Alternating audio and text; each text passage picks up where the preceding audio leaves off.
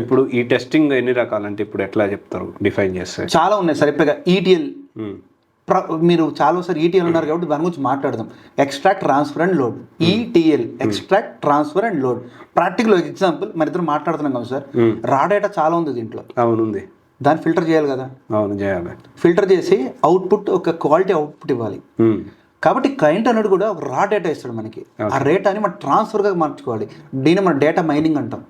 ఈ ట్రాన్స్ఫర్ చేస్తుంటారు. ఎక్స్ట్రాక్ట్ చేసిన డేటాని we try to filter out చేసి ఆ ట్రాన్స్ఫర్ చేసి లోడ్ చేస్తారు. మన యూట్యూబ్లోని ఇన్స్టాగ్రామ్ ఎలా లోడ్ చేస్తున్నామో ఆ క్వాలిటీ ప్రోడక్ట్ లోడ్ చేస్తారు. ఈ ఎక్స్ట్రాక్ట్, ట్రాన్స్ఫర్, లోడ్ హార్డ్వేర్ గా సాఫ్ట్వేర్ కూడా ఉంది. ఓకే. బ్యాంక్లోకి మిలియన్స్ ఆఫ్ ఇన్వాలిడ్ డేటా వస్తుందండి. అది వ్యాలిడ్ ఇన్వాలిడ్ ఎలా వ్యాలిడేట్ చేయాలి? ఓకే. ఒక డేటాబేసే. ఈటీఎల్ తెలిసిన వాళ్ళకి డెవలపర్స్ ఉంటారు చాలామంది. ఈటీఎల్ డెవలపర్ కాదు, ఈటీఎల్ టెస్టింగ్ కూడా ఉంది. ఓకే. ఈటీఎల్ డెవలపర్ డేటాబేస్ ఎప్పుడు చనిపోదండి. అది జావా స్క్రిప్ట్లో అయినా, జావాలో అయినా, టెస్టింగ్లో అయినా, పైథాన్లో అయినా ఇక్కడ మేము డేటాబేస్ చెప్తాము. ప్రతి కోర్స్ డేటాబేస్ ఎందుకు యాడ్ చేస్తున్నాము? అవి లేకుండా బతకలేం కాబట్టి. మీ మొబైల్ డేటా లేకపోతే బతకలేం కాబట్టి. నా టైం ఇప్పుడు తెలుసుకోకపోతే ఆ డేటా లేకపోతే బతకలేం కాబట్టి. ఎవ్రీవేర్ డేటా అనేది ఇంపార్టెంట్. డేటా అనేది పడిపోదు. మాన్యువల్ టెస్టింగ్ వాళ్ళకి మ్యాండేటరీగా డేటాబేస్ నేర్చుకోండి. Okay sir. ఇంకోటి ఇప్పుడు ఈ ఈటీఎల్ మీద కూడా కాల్స్ లేవు కదా, లేవు అంటున్నారు కదా, ఉంటాయా ఇలాంటి? ఉంటాయండి. ఈటీఎల్ గురించి వెళ్ళకండి, ఈటీఎల్ టెస్టింగ్ అని పెట్టకండి. డేటాబేస్ టెస్టింగ్ అని పెట్టడం వల్ల మళ్ళీ మల్టిపుల్ ఆపర్చునిటీస్ వస్తాయి. ఓకే. ఓకే. ఈటీఎల్ వాడితే డేటాబేసే. ప్రాక్టికల్గా ఈటీఎల్ వాడితే డేటాబేసే. 90% డేటాబేసే. అది ఈటీఎల్ ఏ ప్రాసెస్ పర్లేదు. ఈటీఎల్ మీద నేను ఇన్ఫర్మేటిక్ మీద వర్క్ చేశాను, స్నోఫ్లేక్, రెండు డేటాబేస్లే. దాని ఏం తేడా లేదు. ఎక్కడ తేడా ఉందో మనకి ఎంత డేటాబేస్ నుంచి వచ్చి ఇంపార్టెంట్. రెండు సేమ్ క్వైరీస్ యూజ్ చేశాను. ఈటీఎల్ గురించి పక్కన పెట్టేసి డేటాబేస్ మీద ఫోకస్ చేయండి. డేటాబేస్ మీద ఎక్కువ నేర్చుకోండి డేటాబేస్ మీద. సో దట్ మన ఈటీఎల్ ఏంటి, మెయిన్ ఫ్రేమ్స్ ఏంటి, ఎక్కడైనా బతకచ్చు. Okay sir. ఇంకోటి మొబైల్ యాప్ టెస్టింగ్ ఒకటి. అవును. ఎలా ఉందంటారు ఇప్పుడు ప్రెసెంట్? దీంట్లో మళ్ళీ ఇంకొకటి ఆండ్రాయిడ్, ఒకటి ఐఓఎస్ యాప్ ఏమంటారండి ఒరిజినల్గా. ఇప్పుడు ఏంటంటే మెయిన్ థింగ్ మొబైల్ టెస్టింగ్లో ఎక్కడ ఛాలెంజెస్ ఉంటాయంటే, మీరు యూజ్ చేసే ఐఫోన్ అయి ఉండొచ్చు, నేను చేసే ఆండ్రాయిడ్ ఉండొచ్చు, ఇంకొక విండోస్ యూజ్ ఉండొచ్చు. ఈ కాంపాక్టిబిలిటీ ఇష్యూస్ ఉంటాయి. ఓకే. మీరు ఒక సాఫ్ట్వేర్ ఇన్స్టాల్ చేసుకున్నారనుకోండి, ఇప్పుడు మీ దాంట్లో వాట్సాప్ ఇన్స్టాల్ చేసుకుంటే అది నా దగ్గర వర్క్ అవ్వని రూల్ ఏం లేదు. డిఫరెంట్ ఆపరేటింగ్ సిస్టమ్స్ మీద ఐఓఎస్, నాది ఆండ్రాయిడ్, ఇంకొక విండోస్. ఇలాంటి ఆపరేటింగ్ సిస్టంలో కాంపాక్టిబిలిటీ ఇష్యూస్, యూజబిలిటీ ఇష్యూస్ ఉంటాయి. అది టెస్ట్ చేసేవాడు మనమే. అక్కడ కూడా యాప్ ఏముంది. సో మనకి టెస్టింగ్లో అప్లికేషన్ పాయింట్ ఆఫ్ వ్యూగా ఏ అప్లికేషన్ అయినా ఎండ్ టెస్టింగ్ ఉండాల్సిందే. అది జావా అయినా, జావా స్క్రిప్ట్ అయినా. చాలాసార్లు ఇప్పుడు ఉంటాను ఈటీఎల్ అని డేటాబేస్ అని. మా developers database pure PLSQL developers. వాళ్ళు ఇచ్చిన కోడ్ నేను ఎప్పుడు వాళ్ళు రాసిన కోడ్ తప్పు. డేటాబేస్లో డిఫెక్ట్స్ జరుగుతాయి. కన్ఫర్మ్ డిఫెక్ట్స్ ఐడెంటిఫై చేసాం. ఏ రోజైతే డిఫెక్ట్ ఐడెంటిఫై అవ్వలేదో ఆ రోజు నిద్రపోవద్దు. నేను టెస్టింగ్ కూడా చెప్తున్నాను. ఏ రోజైతే నీకు డిఫెక్ట్ దొరకలేదు ఆ రోజు నిద్రపోవద్దు. ఆ రోజు నువ్వు పని చేయనట్టు. డిఫెక్ట్ దొరకని రోజు నువ్వు పని చేయనట్టు అసలు. ఓకే. సో ఆ కసితో, ఆ విజన్తో, ఆ విల్లింగ్తో వెళ్తే ఎక్కడైనా జాబ్స్ ఉంటాయండి. ఒక్కడే చెప్తున్నాం సార్, టెస్టింగ్లో జాబులు ఉండవనేది ఎవరో చెప్తున్నారో అది ఫేక్. ఓకే. రాసిస్తా టెస్టింగ్ జాబ్స్ మాన్యువల్లో ఎక్కువ ఉండవని నేనే మాట్లాడుతుంటా సార్. నేను అదే చెప్తున్నాను కదా సార్, మాన్యువల్లో ఉండవని కాదు. ఒక కంపెనీకి వెళ్ళిన తర్వాత మాన్యువల్లో ఉండవంటే ఎవరైనా, ఇప్పుడు ఎగ్జాంపుల్ సార్, గ్రోత్ కోరుకుంటారు కదా సార్. మాన్యువల్లో ఎందుకు ఆటోమేషన్ చేయాలి? గ్రోత్ కోరుకుంటారు కదా. ఆ మాన్యువల్ జాబ్ చేసిన తర్వాత ఆటోమేషన్కి వెళ్తున్నారు. ఎక్కడైనా డైరెక్ట్గా ఆటోమేషన్ జాబ్ ఇచ్చిన ఎవరు లేరండి. ఓకే. ఎక్కడైనా ఆన్ ద ఫ్లోర్ మీరు ఏ ఎంప్లాయీనైనా ఎవరు అడిగినా, ఇంక్లూడింగ్ మీ రియల్ టైమ్ ఎంప్లాయీ కాబట్టి, ఎక్కడైనా మాన్యువల్ టెస్టింగ్ అయిన తర్వాత ఆటోమేషన్లో జాబ్స్ ఉంటాయి. ఆటోమేషన్ లేకుండా మాన్యువల్ జాబ్స్ ఉండవు. అదే ఆటోమేషన్ లేకుండా మాన్యువల్ చేయకుండా ఆటోమేషన్ చేయలేము. మాన్యువల్ మ్యాండేటరీగా ఉండాల్సిందే. ఓకే. మా స్టూడెంట్స్ సెలెక్ట్ అయిన అందరూ ఎక్స్పీరియన్స్ ఉన్నారు, డైరెక్ట్ ఆటోమేషన్ ఆఫ్ చేసుకున్నారు. ఎక్స్పీరియన్స్ ఉన్నారంటే వాళ్ళు మాన్యువల్ ఎక్స్పీరియన్స్ ఉంది కాబట్టి ఫ్రెషర్స్ని డైరెక్ట్గా మాన్యువల్ కూర్చోబెట్టి టెక్నికల్ వాళ్ళు గుడ్ అయిన తర్వాత ఆటోమేషన్ చేస్తున్నారు. Okay sir. ఇప్పుడు వీక్యూబ్లో చూసుకుంటే 80 నుంచి ఎవరేజ్ ఒక 80 to 100, 120 మధ్యలో ఎవ్రీ మంత్ జాబ్స్ వస్తాయి కదా. సో టెస్టింగ్ ఎన్ని వస్తాయి సార్? మోర్ దెన్ 40% వస్తాయి sir. Okay. More than 40% sir.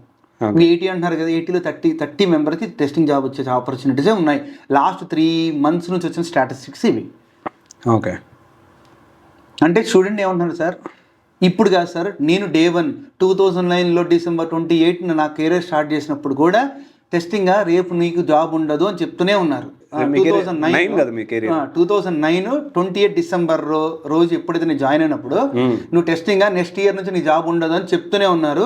అదే పొజిషన్తో నేను మేనేజర్ అయ్యి కూర్చున్నా టెస్టింగ్ మీదనే.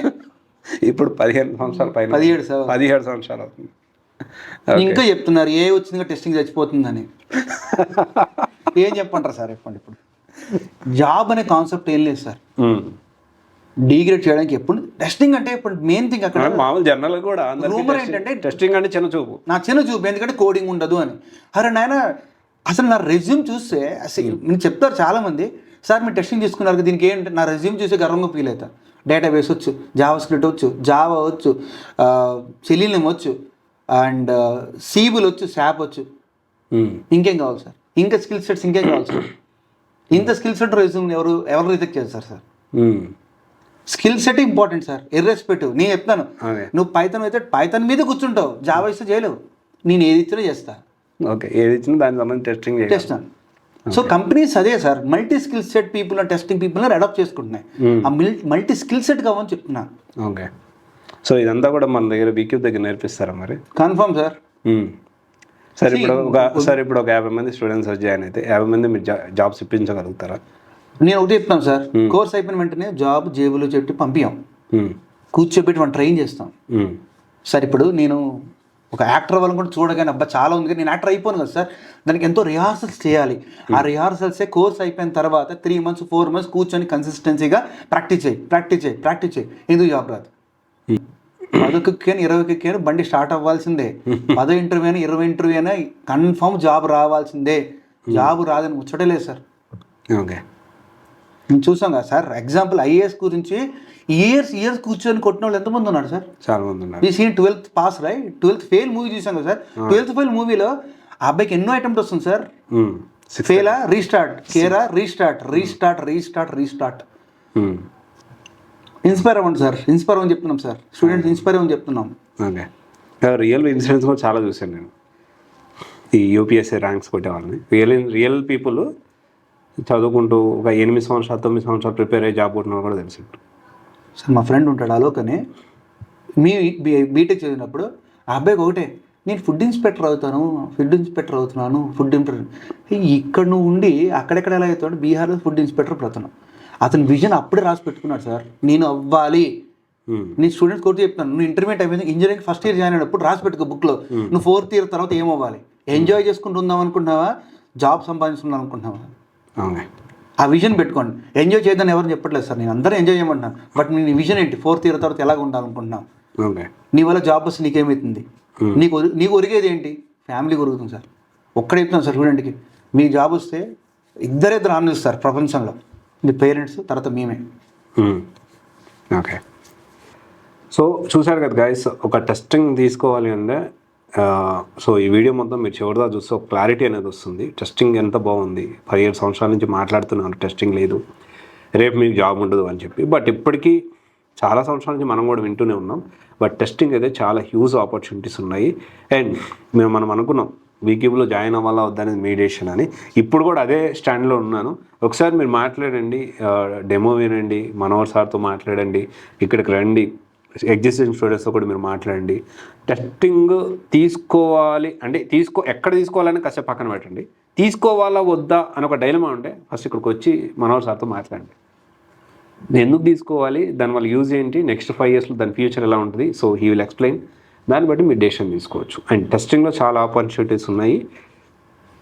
సో ఈ పాడ్కాస్ట్ తర్వాత నాకు కూడా ఆ విషయం ఇంకా క్లారిటీగా అర్థమైంది. సో డెఫినెట్లీ ఇక్కడి నుంచి ఇప్పటి నుంచి నేను కూడా టెస్టింగ్ సపోర్ట్ చేస్తూ మాట్లాడదాం అనుకుంటున్నాను. ఇప్పటిదాకా అపోజ్ చేస్తూ మాట్లాడాను. సో ఇప్పటి నుంచి సపోర్ట్ చేద్దాం మాట్లాడుకున్నాను. ఎందుకంటే చాలా క్లారిటీగా అసలు ఏంటి, కంపెనీలో ఏం జరుగుతుంది, టెస్టర్ ఎంత అవసరం అనేది అంటే నాకు ఆల్రెడీ కొంత నాలెడ్జ్ ఉంది. సో ఈ వీడియోలో ఇంకా డీటెయిల్గా రియాలిటీ ఏంటని మీకు కూడా చెప్పడానికి నేను ప్రయత్నం చేయగలిగాను. So thank you sir. Thank you sir.